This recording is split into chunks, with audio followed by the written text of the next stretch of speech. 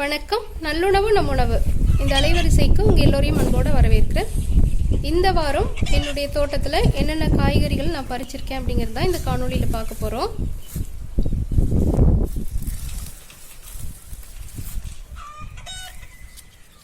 இந்த வாரம் கொஞ்சமாக டர்னிப் நூல்கோல்லாம் பறிக்கிறேன். இதோட காலெல்லாம் வந்து முடிய போகுது.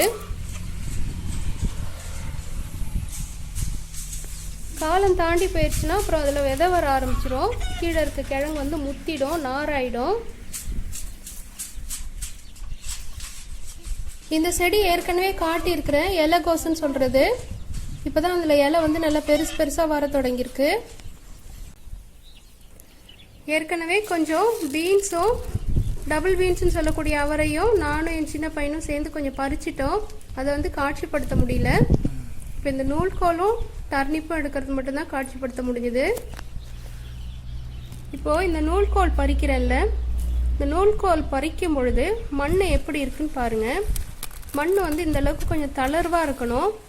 அப்போ தான் இந்த மாதிரி கிழங்கு வகை செடிகள்லாம் நல்லா வரும்.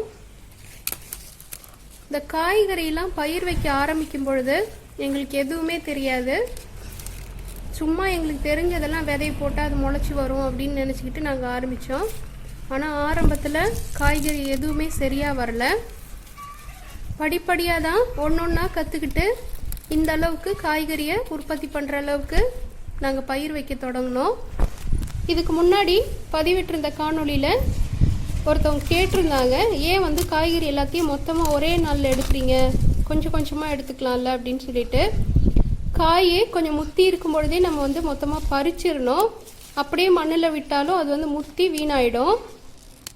இந்த மாதிரி மொத்தமாக பறித்தாலும் பறித்ததை வந்து தெரிஞ்சவங்களுக்கு சும்மா கொடுத்துருவோம். ஒரு 4 காய் 2 காய் அந்த மாதிரி சும்மா கொடுத்துருவோம். ரொம்ப மொத்தமாக போட்டு எடுத்து நம்ம கடைக்கு கொடுக்கலாம்.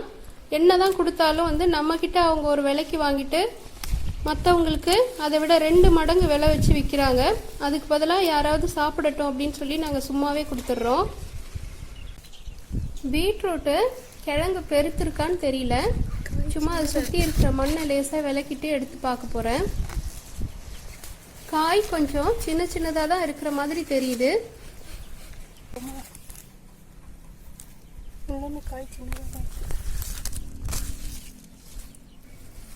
இந்த ஒரு 4 கிழங்கு பறிச்சிருக்கேன். 4மே கொஞ்சம் சின்னதாக தான் இருக்கு. இதோட விட்டுடுறேன். அடுத்த வாரத்தில் இது எப்படி பெருத்திருக்குன்னு பார்ப்போம்.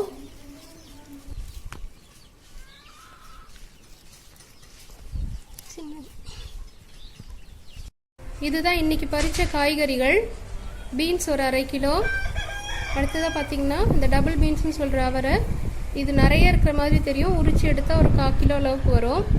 அடுத்தது நூல்கோல் ஒரு 1 கிலோ இருக்கும். அடுத்ததாக டர்னிப் பார்த்தீங்கன்னா ஒரு 1.5லேருந்து 2 கிலோ அளவு கிடச்சிருக்கும். பீட்ரூட்டு சின்னதாக இருந்தாலும் பரவாயில்லன்னு ஒரு 4 காய் பறிச்சிருக்கிறேன். ஒத்த காய் வச்சுட்டு ஒன்றும் செய்ய முடியாதுன்னு. இதில் கொஞ்சம் ஒரே ஒரு கிழங்குல மட்டும் பூச்சி இருக்குது.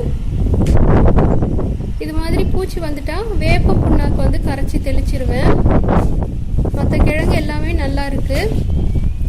இந்த காணொளி உங்களுக்கு பிடிச்சிருந்தா மறக்காமல் கீழே உள்ள கருத்து பெட்டியில் உங்களுடைய மேலான கருத்துக்களை பதிவிடுங்க. நன்றி.